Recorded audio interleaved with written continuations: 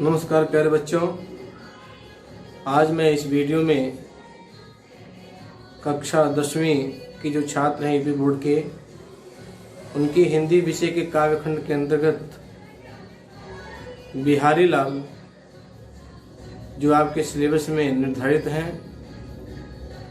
उनके कुछ दोहे आपके सिलेबस में रखे गए हैं, जिनमें आपके भक्त के 8 दोहे और नीति के 7 दोहे रखे गए हैं। कुल मिलाकर के बिहारी लाल के 15 दोहे आपके सिलेबस में रखे गए हैं, जिनमें से 8 भक्ति की दोहे हैं और 7 नीति की दोहे हैं। तो आज मैं इस वीडियो में 15 दोहों की व्याख्या इस वीडियो में करूंगा। पहले मैं आपको बिहारी लाल के बारे में कुछ बताना चाहता हूं। बिहारी लाल रीतकाल के कवि हैं। रीतकाल को 3 धाराओं में बांटा गया: रीतबद्ध, रीत सिद्ध, रीत मुक्त। तो बिहारी लाल रीत सिद्ध के अंतर्गत आते हैं।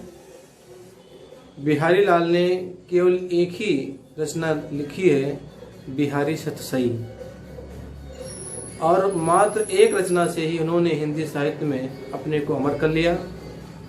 बिहारी सतसई में 719 दोहे हैं और उन्होंने इस सतसई में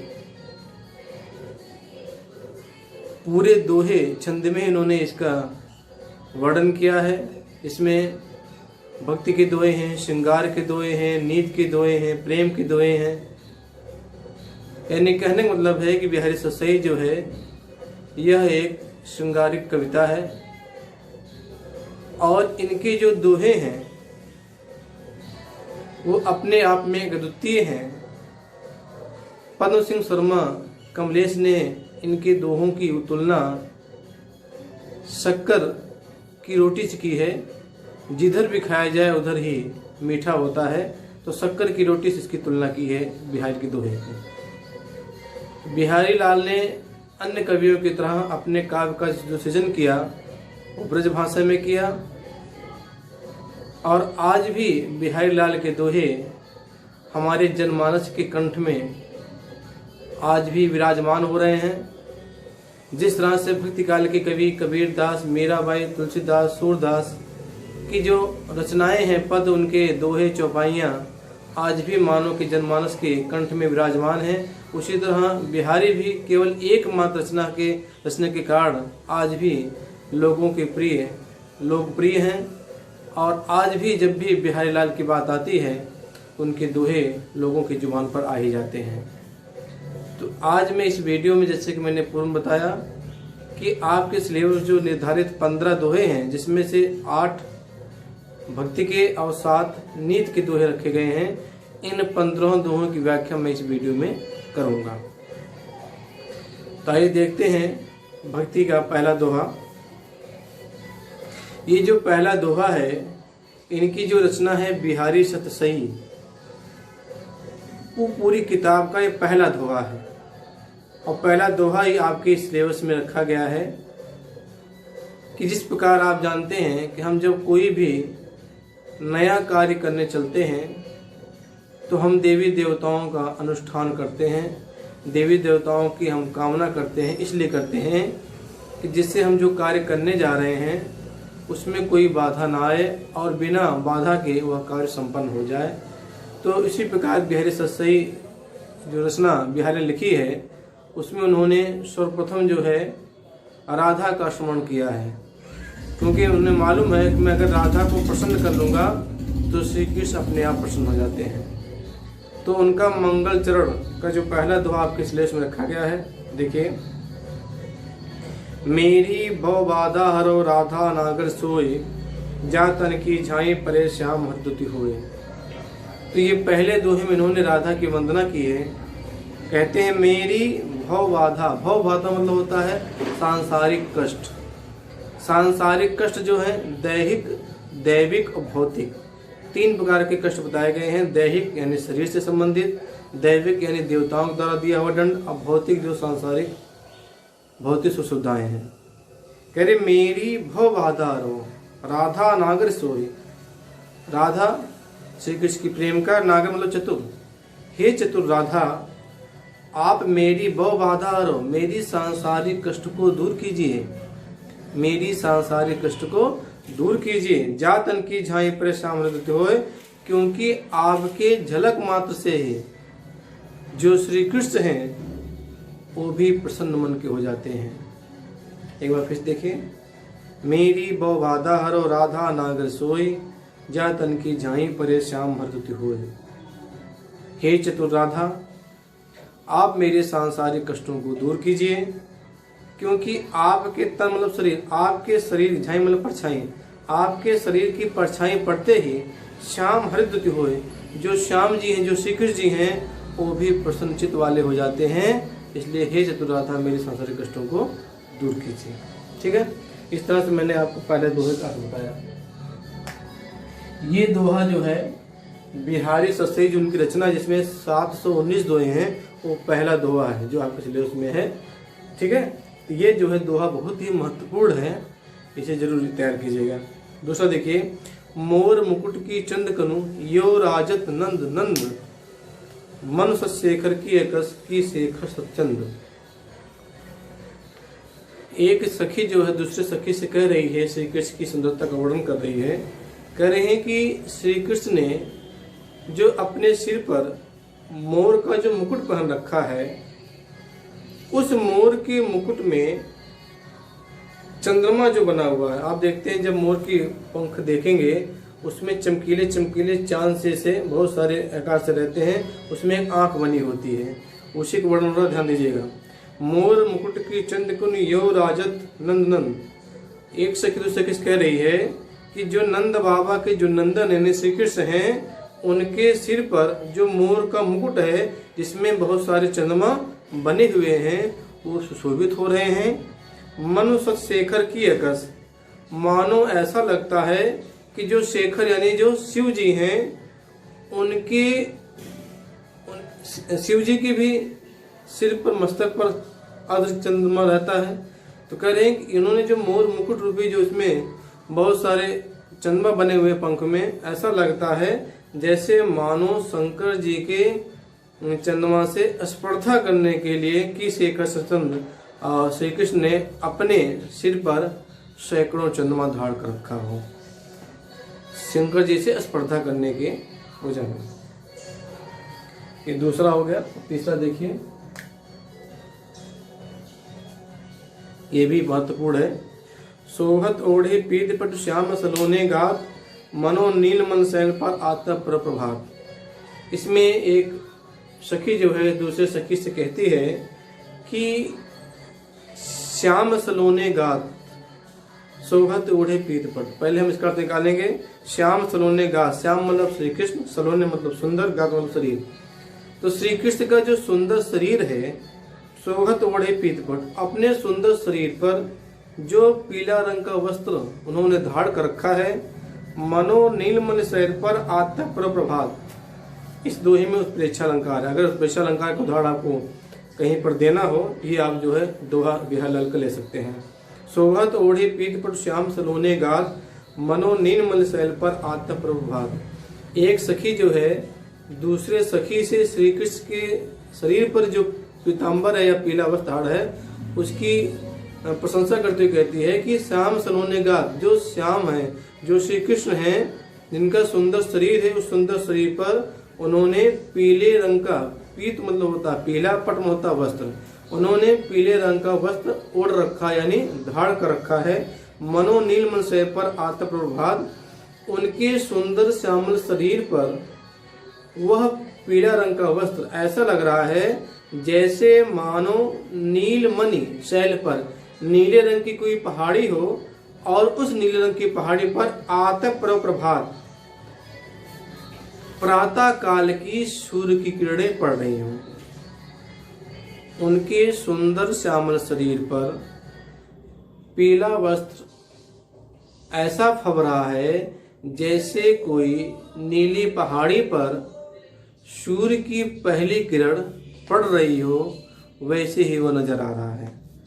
आइए देखते हैं चौथा। तो तीसरा दोहा भी हम लोगों ने पढ़ लिया। चौथा देखिए, अधर धरत हरि के परत, ओठ डीठ पट ज्योति, हरित बांस की बांसुरी, इन धनुष रंग होती। इसमें श्री कृष्ण ने जो अपने होठों पर हरे रंग की जो बांसुरी धाड़ कर रखी है और पीले रंग का जो वस्त्र पहन रखा है, इन सब को मिला करके इन धनुष रंग जैसे लगता है, इन धनुष उगाया हो। आप देखिए पहले, अधर धरत हरि के परत। अधर मतलब होता है नीचे, ओठ दीठ पट ज्योति। ओठ मतलब ये ऊपर, ओठ मतलब ऊपर का भाग, अधर मतलब नीचे का भाग। दीठ मतलब दृष्टि, दृष्टि कैसी? श्वेत। पट ज्योति, पट मतलब वस्त्र, कैसा पट, कैसा वस्त्र है? पीला। कह रहे हैं कि हरित बांस की बांसुरी, हरे रंग की बांस की बांसुरी। कह रहे हैं उन्होंने अपने ओठों पर जो हरे रंग की बांस की बांसुरी धार कर रखी है, वह ऐसा लगता है जैसे उनके होठों पर इंद्रधनुष उगाया हो। क्यों? क्योंकि ओठ, ओठ की लालिमा एक रंग हो गया, दीठ श्वेत, पीला और हरा, इस तरह से सब मिला करके ऐसा लगता है कि उनके होठों पर इंद्रधनुष उगाया हो। अधर धरत हरि के परत, ओठ दीठ पट ज्योति, हरित बांस की बांसुरी, इंद्रधनुष रंग होती। कवि कहता है कि हरि मतलब श्री कृष्ण ने अपने होठों पर जो हरे रंग की बांसुरी रखी है और उनकी जो दृष्टि जो श्वेत रंग की है, ओठ की लालिमा, दीठ दृष्टि श्वेत रंग की, पट वस्त्र, इन सब की रंग को मिला करके ऐसा लगता है जैसे इंद्रधनुष उनके होठों पर उगाया हो। आइए देखते हैं पांचवा जो है बहुत ही महत्वपूर्ण है। इसमें एक भक्ति की प्रेमानुराग की बात की गई है कि जो भक्त होता है जैसे जैसे अपने ईश्वर के रूप में डूबता चला जाता है, तो उसके अंदर की जो कालुष्य है, जो मलिनता है, वो सब क्या धीरे धीरे क्या हो, साफ हो जाता है। देखिए, यह अनुरागी चित्त की गत समझे न कोई, ज्यों ज्यों मोड़े श्याम रंग त्यों त्यों उज्जवल हुई। बिहारी जी कहते हैं, यह अनुरागी चित्त की, जो अनुरागी होता है, जो ईश्वर से प्रेम रखने वाला होता है, उसके चित्त के बारे में कुछ कहा नहीं जा सकता। गत समझे न कोई, उसकी दशा की कोई समझ नहीं सकता। ज्यों ज्यों डूबे श्याम रंग, जो अनुरागी है, जो अपने ईश्वर से बेपनाह प्यार करता है, उसकी दशा के बारे में कुछ कहते नहीं बनता है, क्योंकि जैसे जैसे वह श्याम के रंग में डूबता चला जाता है, वैसे वैसे वह उज्जवल होता चला जाता है।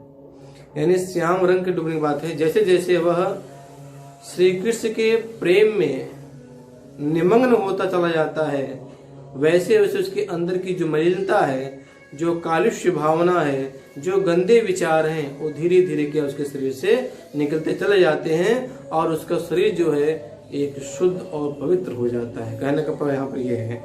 इसमें जो है विरोधाभास अलंकार है। अब आते हैं छठा, आज हम लोगों ने पढ़ लिया छठा। देखिए, तो लग या मन सदन में हरि आवे कहीं बाट, विकट जटे जो लग निपट, कुटे न कपट कपाट। इसमें बिहारी जी कहते हैं कि जो आपका मन रूपी घर है, तो लग या मन सदन, मन मतलब मन, सदन मतलब घर, आपका जो मन रूपी घर है, हरि आवे कहीं बाट, आपके मन रूपी घर में जो ईश्वर हैं, उन ईश्वर आपके मन रूपी घर में कहीं बाट किस रास्ते से आए? आपके मन रूपी घर में ईश्वर किस रास्ते से आए? विकट जटे जो लोग निपट फुटे, क्योंकि आपने बड़ी जड़ता से, बड़ी मजबूती से आपने कपट रूपी, छल रूपी दरवाजा बंद कर रखा है। तो आप ही बताइए कि आप करें न कपट कपाट, कपट मतलब छल, कपट मतलब दरवाजा। जब आपने छल रूपी दरवाजा कस के बंद कर रखा है, जकड़ रखा है, तो आप ही बताओ कि तुम्हारे मन रूपी घर में ईश्वर किस रास्ते से आए। कहने का मतलब ये है, बिहारी ये कहना चाहते हैं कि जब तक आपके अंदर छल रहेगा, प्रपंच रहेगा, जब तक ये सब आपके अंदर रहेंगे तब तक ईश्वर के दर्शन आपको नहीं होंगे, ना ही ईश्वर को आप जो है साक्षात्कार कर पाएंगे। इसलिए जब तक आपके अंदर कपट, छल, प्रवंचना ये सब चीजें आपके अंदर से खत्म नहीं होती हैं तब तक ईश्वर का आपके घर में प्रवेश नहीं होगा। तो ये कह रहे हैं, त्यों लग या मन सदन में हरि आवे कहीं बाट, विकट जटे जो लग निपट फुटे न कपट कपाट। जब तक आप छल रूपी दरवाजा नहीं खोलोगे, यानी छल अपने अंदर से खत्म नहीं करोगे, तब तक जो है तुम्हारे मन रूपी घर में ईश्वर किस दरवाजे से आए। के लिए जो दरवाजा तुमने बंद कर रखा है, कौन सा दरवाजा? छल रूपी, लोभ रूपी, मोह रूपी, लालच रूपी, ये जो चीजें हैं इनसे दरवाजा आपने जकड़ के बंद कर रखा है। कहने का प्राय जब तक ये चीजें आपके अंदर से खत्म नहीं होंगी, जब तक आप इनसा मोह नहीं छोड़ोगे, तब तक ईश्वर की प्राप्ति नहीं होती है। छठा हो गया। सातवां देखिए, जगत जनायो जे सकल सो हरि जान्यो नाहि, ज्यों आंखें सब देखे आंख न देखी जाए। बिहार लाल कहते हैं, जगत जनायो जे सकल, जगत मतलब संसार, जान्यो मतलब जनाया या बताया, जे सकल मतलब संपूर्ण। जिस ईश्वर ने आपको संपूर्ण संसार के बारे में बताया, जगत जनायो जे सकल, जो संपूर्ण संसार के बारे में जिस ईश्वर ने आपको बताया, सो हरि जाने ना, आप उसी ईश्वर को भूल गए। जिस ईश्वर ने आपको संपूर्ण चराचर जगत के बारे में बताया, समझाया, सो हरि जानो ना, उसी ईश्वर को तुम भूल गए। ज्यों आंखें सब देखी, जिस प्रकार हम लोग अपनी आंखों से सब कुछ देखते हैं, आंख न देखी जाए, और खुद की आंख नहीं देख पाते हैं, उसी प्रकार हम लोग भी, हमारे अंदर ईश्वर विद्यमान है, कण कण में विद्यमान है, लेकिन हम लोग उसे नहीं देख पा रहे हैं। आइए देखते हैं आठवां भी महत्वपूर्ण दोहा है। तो इस दोहे में कवि ये कहना चाहता है कि आज के समाज में जो बाह्य आडंबर है, जो ढोंग है, पूजा पाठ के नाम पर जो ढोंग है, उसके लिए इन्होंने करारा रंग किया है। जप माला छापा तिलक सरल एको काम, मन काचे नाचे विथा सांचे राचे राम। बिहारी जी कहते हैं, जप माला जपने से, छापा शरीर में विभिन्न प्रकार के छाप लगाने से, जो राम राम सीता सीता जो भी लगाते हैं, तिलक लगाने से, सरल एक काम, इससे कुछ भी होने वाला नहीं है। माला डुलाने से, तिलक लगाने से, छापा लगाने से, इससे एक भी काम आपका निष्पन्न नहीं होगा। मन काचे नाचे विथा, जब तक आपका ईश्वर के प्रति अगर मन कच्चा है तब तक ये सब बेकार है। सांचे राचे राम, अगर आपको ईश्वर से प्रेम रखना है तो सच्चा प्रेम रखना होगा। अगर सच्चा प्रेम नहीं है ईश्वर से, ना ही ईश्वर के दर्शन होंगे, ना ही ईश्वर की भक्ति में आपको आनंद आएगा। अगर सच्चा प्रेम नहीं है, आप कितने भी माला डुला लो, तिलक लगा लो, छापा लगा लो, कुछ भी कर लो, और मन कच्चा है, अगर मन सच्चा नहीं है, मजबूत नहीं, दृढ़ नहीं है, तो आपका एक भी काम नहीं, सब बेकार है, जब तक आपका मन सच्चा ना हो। तो ईश्वर जो है सच्चे प्रेम का भूखा होता है, ना कि बाह्य आडंबर का। तो कभी ये कहना चाहता है कि आज के समाज में बाह्य आडंबरों की बाढ़ सी आ गई है, तो व्यक्ति को ईश्वर जो है बाह्य आडंबर का जो आप ढोंग करते हो, जो पूजा पाठ का समाज के सामने ढोंग करते हो, ये सब बेकार है। जब तक आपका मन ईश्वर के मन से या ईश्वर के हृदय के प्रति सच्चे दिल से नहीं लगाओगे, तब तक ईश्वर की प्राप्ति आपको नहीं होगी, ना ही ईश्वर के दर्शन होंगे, ना ही आपको ईश्वर की भक्ति करने में आपको आनंद आएगा। तो इस तरह से मैंने आपको भक्ति के जो 8 दोहे आपके सिलेबस में है वो मैंने आपको बताया। हम आगे देखते हैं जो नीति के दोहे हैं। नीति की दोहे दोहा संख्या 9 से लेकर के 15 तक, अब आगे चलकर इसकी व्याख्या करते हैं। आइए देखते हैं।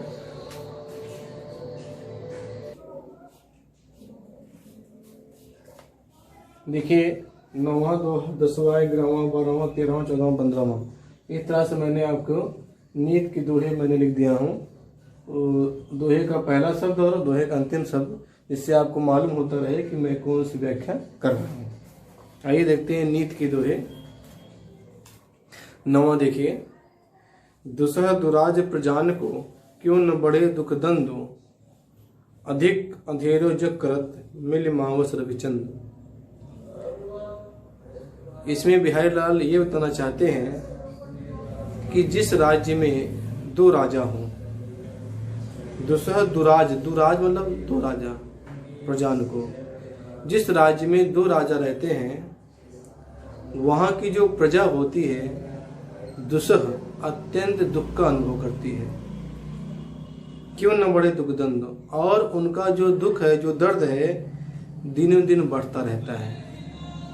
क्योंकि प्रजा इसलिए परेशान रहती है कि वह किसका कहना माने और किसका कहना ना माने, वह दोनों राजाओं को खुश करने में लगी रहेगी, जिससे उसका जो उसका अपना जो जीवन है वह दुख भरा हो जाएगा। कि बिहारी लाल एक नीति के माध्यम से एक अच्छे व्यक्ति जो जानकार होता है उसका वर्णन उन्होंने किया है, जो जीवन का जो अनुभव होता है बिहारी लाल इस दोहे में बताने का प्रयास किया है।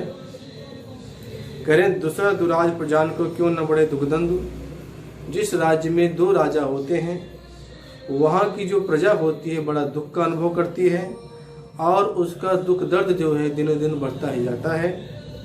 अधिक अजेर अंधेरो जग करत मिल मावस रविचंद, जिस प्रकार अमावस्या की जो रात्रि होती है उस अमावस्या की रात में जब रविचंद, रवि ने सूर्य चंद्र मतलब चंद्रमा, जब सूर्य और चंद्रमा एक ही राशि में जब अमावस्या की रात्रि में आते हैं तो अधिक अंधेरो जग करत, तो संसार में अत्यधिक अंधेरा छा जाता है। जब दोनों अमावस्या की रात में दोनों सूर्य और चंद्रमा एक राशि में आते हैं तो अधिक अंधेरो जग करत, यानी जब संसार में अत्यधिक अंधेरा छा जाता है। ठीक उसी प्रकार जो जिस राज्य में दो राजा होते हैं वहाँ की प्रजा के जीवन में अंधकार अंधकार हो जाता है, यानी जीवन जो है दुख में हो जाता है। इस तरह से मैंने आपके सामने 9वें दोहे की व्याख्या की। आते हैं 10वां देखते हैं। बसे बुराई जाच तन ताही को सन्मानो, भले भले कह छोड़िए खोटे ग्रह जब दानो। बिहारी लाल को ज्योतिष का भी ज्ञान था। वो कहते हैं बसे बुराई जास्तन ताही को सम्मान। आज की समाज की जो वास्तविकता है वो भली भांति परिचित थे और उन्होंने 1650 ईस्वी के आसपास इन्होंने रचना रची और उन्होंने कहा कि बसे बुराई जास्तन, जिसके अंदर बुराई बसी हुई है, ताही को सम्मानो, आज के समाज में उसी को सम्मान मिलता है। यानी जो दुष्ट व्यक्ति है जिसके अंदर बुराई ही बुराई है, कुविचार हैं, गंदे आचरण हैं, उन्हीं को आज इस समाज में सम्मान मिलता है। भले भले के छोड़िए, क्योंकि जो भला ग्रह होता है, जो भला ग्रह होता है लोग उसे भला हुआ करके इसको छोड़ देते हैं, खोटे ग्रह जब दान। लेकिन जो अनिष्टकारी जो ग्रह होते हैं, जो अमंगलकारी जो ग्रह होते हैं, जैसे शनि होंगे, उनको लोग जो है दान जप उसको जप करते हैं, मंत्र पढ़ते हैं और इसके लिए विधि विधान से पूजा करते हैं, लोगों को दान देते हैं, जिससे वह जो अनिष्टकारी ग्रह आपके जीवन में आया है आपके जीवन से दूर हो जाए। तो कवि ये कहना चाहता है कि आज के जो समाज है वह बुरे व्यक्तियों का सम्मान कर रहा है, जो अच्छे इंसान हैं, जो सज्जन व्यक्ति हैं, जो दूसरों को परोपकार करते हैं, भला करते हैं, उनको न सम्मान मिलता है न ही लोग उनको आदर करते हैं।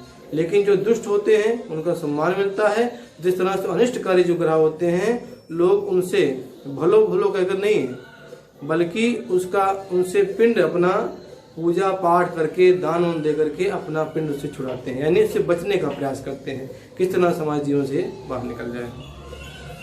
तो सो हम लोगों ने पढ़ लिया।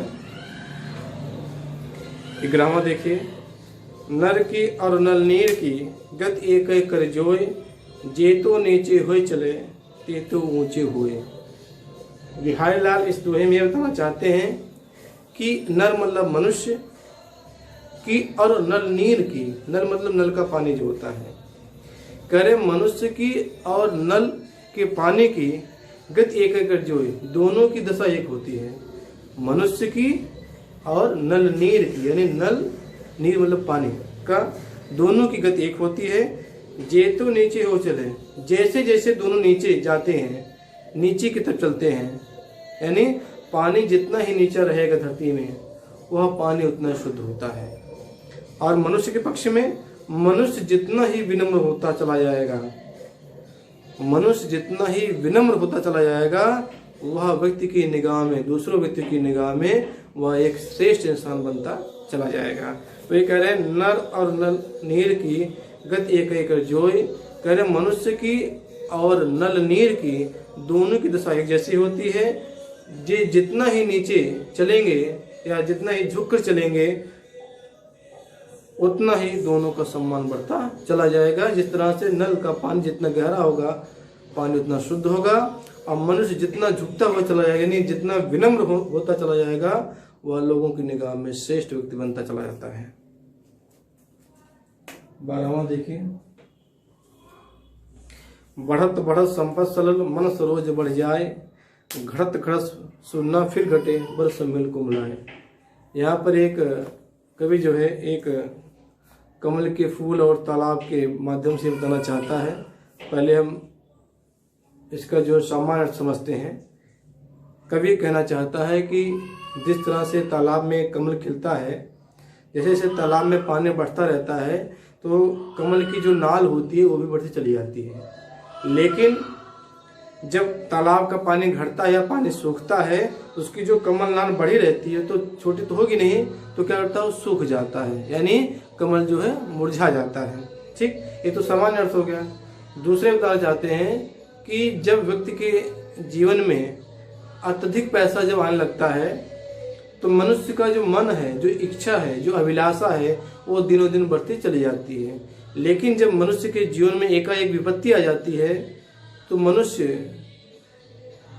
टूट जाता है, क्योंकि उसकी अभिलाषाएं मरती नहीं है, उसकी अभिलाषाएं कम नहीं होती, इच्छाएं कम नहीं होती हैं, बल्कि वह मनुष्य जो है टूट जाता है। आप देखिए, बढ़त बढ़त संपत सलल, कवि कह रहा है कि जब जीवन में संपत्ति रूपी तालाब या संपत्ति रूपी धन, यहाँ जो सलल मतलब है तालाब, यहाँ का जो अन्य अर्थ में आएगा वो होगा धन। जैसे जैसे बढ़त बढ़त संपत्ति सलल, जैसे जैसे मनुष्य की संपत्ति बढ़ती चली जाती है, मन रोज बढ़ जाए, उसका मन रूपी जो कमल है वो बढ़ता हुआ चला जाता है। घड़त घड़त फिर ना घटे बरस मिल कुमलाए। लेकिन जब संपत्ति रूपी आने वाले समय में उसकी कम होती चली जाती है या एक कम हो जाता है, तो बरस मिल कुमलाए, तो उसका जीवन जो है नष्ट हो जाता है। क्योंकि एक बार जब मनुष्य का मन बढ़ गया, उसकी अभिलाषाएं बढ़ गई धन जीवन में आने से, जब धन जीवन से चला जाता है तो वह मनुष्य जो है, बल्कि इच्छाएं कम नहीं हो पाती, वह मनुष्य बिल्कुल तरह से टूट जाता है, यानी एक प्रकार से वह एक सदमा सा लग जाता है, ये कवि बताना चाहता है।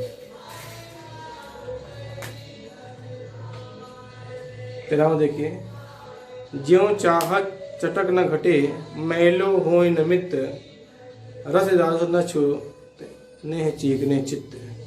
ज्यों चाहत चटक न घटे मैलो होय न मित। बिहारी लाल एक सीख देना चाहते हैं आम इंसान को, जो चाह चटक न घटे मैलो होय न मित। कवि कह रहा है अगर आप चाहते हैं आपकी जो मितता है चटक न घटे, उसकी चमक न घटे, उसकी जो चमक है या जो मित्रता का जो गहरा संबंध है वो कम ना हो, मैलो हो निमित, और तुम्हारा मित्रता जो है मलिन ना हो, उसमें कोई किंतु परंतु ना आए, तो रस रज राजस न छुआ, तो कभी भी अपने जीवन में पैसे का लेन देन मत करो, धन का लेन देन मत करो। ने चिकने चित्त, जिस प्रकार से कोई तेल हो और तेल में जब धूल जम जाती है तो तेल को गंदा कर देती है, मलिन कर देती है, उसी प्रकार जो मित्रता रूपी चिकनापन है, जो चमक है, जब उसमें धन लग जाता है तो जो मित्रता जो है धीरे धीरे टूटने के कगार हो जाती है। तो कवि एक सीख देना चाहता है, जिस प्रकार तेल, साफ तेल हो और उसमें धूल लिपट जाए तो वह तेल को गंदा कर देती है, वह तेल किसी लायक नहीं रह जाता। उसी प्रकार अगर आपकी मित्रता को बनाए रखना है, अपने दोस्ती को बनाए रखना है, तो अपने दोस्ती में कभी भी धन का व्यवहार मत कीजिए। 13वां स्टेंजा। अब 14वां दोहा देखिए। बुरो बुराई जो तुझे तुरचित खरो डरा तो, जो निकलंक मयंक लख गने लोग उत्पात। कह रहे हैं बुरो बुराई जो तुझे तुरचित खरो डरा तो, अगर कोई दुष्ट व्यक्ति हो और एकाएक अपने जीवन से बुराई त्याग दे, यानी बुराई का साथ छोड़ दे, जो अत्यंत दुष्ट व्यक्ति हो एकाएक अपनी बुराई को त्याग देता है, तो चित खरो डरा तो। बिहारीलाल कहते हैं कि जो मन होता है, दूसरों का जो मन होता है और डरने लगता है। क्यों? कहें ज्यों निकलंक मयंक लगी गने लोग उत्पाद। लोग कहते हैं कि जब चंद्रमा में धब्बा न दिखाई दे, कभी कभी धब्बा न दिखाई दे, जो कलंक न दिखाई दे, तो लोग मानते हैं कि बड़ी तबाही आने वाली है, ऐसा लोग कहते हैं। उसी प्रकार कोई दुष्ट व्यक्ति, अत्यंत दुष्ट व्यक्ति एकाएक अपनी दुष्टता को त्याग कर दे तो भरोसा नहीं करना चाहिए, क्योंकि हो सकता है उसकी अगली चाल हो। इस तरह से 14वां मैंने आपको बताया। कहने का मतलब है कि वो अत्यंत खतरनाक हो जाता है। जब एकाएक कोई दुष्ट व्यक्ति अपनी बुराई छोड़ दे तो बिहारी कहना है कि वो और भी खतरनाक हो जाता है। जिस प्रकार से अगर चंद्रमा में काला धब्बा न दिखाई दे तो लोग कहते हैं कि भारी तबाही, भारी उत्पात होने वाला है। 15वां देखिए। 15वां बहुत ही महत्वपूर्ण है। स्वार्थ सुकृत संवृथा देख विहंग विचारी, बाज पराये पाने पर तू पंछू न मारी। यहाँ बिहारी लाल ने ये जो बाज शब्द आया है, बाज पक्षी का नाम है, जो अत्यंत विशालकाय पक्षी होता है। तो यहाँ जो बाज है वह अन्युक्त के माध्यम से राजा जयसिंह शाह के लिए कहा गया है। इस दोहे के माध्यम से बिहारी लाल जो है राजा जय सिंह शाह को चौकन्ना करते, सतर्क करते हैं। क्योंकि इतिहास आपने पढ़ा होगा तो जो शाहजहां था, मुगल शासक जो शाहजहां था, वह जयसिंह से ये कहा था कि तुम अपने जो तुम्हारे देश की जो नरेश, जो राजा लोग हैं, उन्हें जो है मारो, और इस तरह तुम्हारा राज्य जो है धीरे धीरे बढ़ता जाएगा। तो बिहारी लाल ये दोहा लेकर के राजा जय शाह को ये कहते हैं कि तुम शाहजहां के बातों में आकर के तुम अपने ही जात की, यानी अपने ही लोगों को मार रहे हो जो बेकार हैं। यानी करें स्वार्थ सुकृत, जो तुम स्वार्थ कर रहे हो, सुकृत मतलब ये अच्छा कार्य नहीं है, न संवृथा, तुम्हारा जो परिश्रम है वो सब क्या है, बेकार है। देख विहंग विचारी, हे बाज पक्षी तू थोड़ा सा विचार कर, क्योंकि जो तू स्वार्थ में लगा हुआ है तो सोच रहा मैं अच्छा कार्य कर रहा हूँ, और जो तू श्रम कर रहा है, जो परिश्रम कर रहा है, वो सब क्या है, बेकार है। बाज पराये पाने पर तू पंछी न मारी, हे बाज पक्षी, यहाँ अनुक्ति के माध्यम से राजा को संबोधित किया जा रहा है। हे बाज पक्षी पराये पाने पर, तू दूसरे के कहने पर अपने ही तू पंछू न मार, अपने ही जात के पक्षियों को मत मार, इससे न तेरा भला होने वाला है, बल्कि जो मेहनत है वो तुम्हारी क्या हो जाएगी, बेकार हो जाएगी।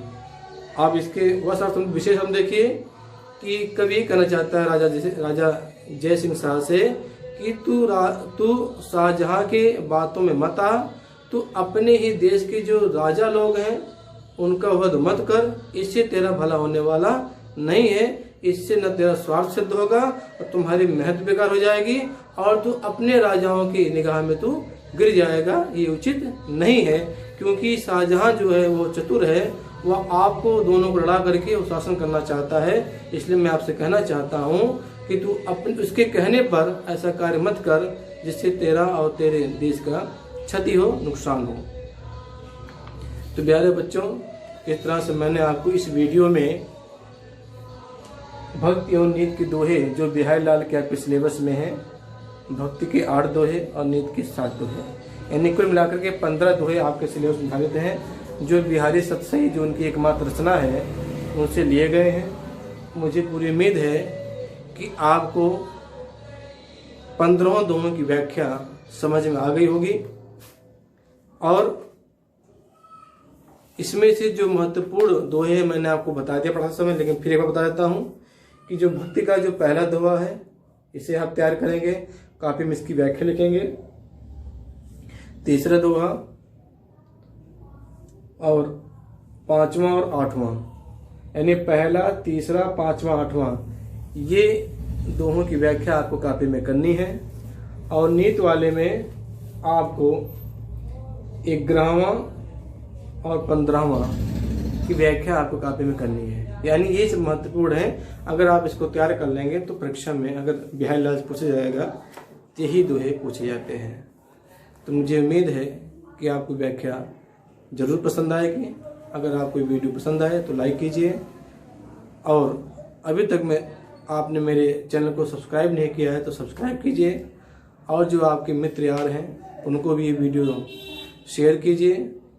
जो आपके साथी संगत हैं जो अन्य विद्यालयों में पढ़ते हैं उनको भी शेयर कीजिए, अधिक मात्रा में शेयर कीजिए, जिससे आपके जो सहयोगी हैं, जो दोस्त यार हैं, वो भी इस ज्ञान से लाभान्वित हो सकें और वो भी अपना जीवन मंगलमय कर सकें। तो आज के लिए बस इतना ही। मैं जल्द ही फिर एक वीडियो के साथ उपस्थित होता हूँ। तब तक के लिए आप सबका धन्यवाद।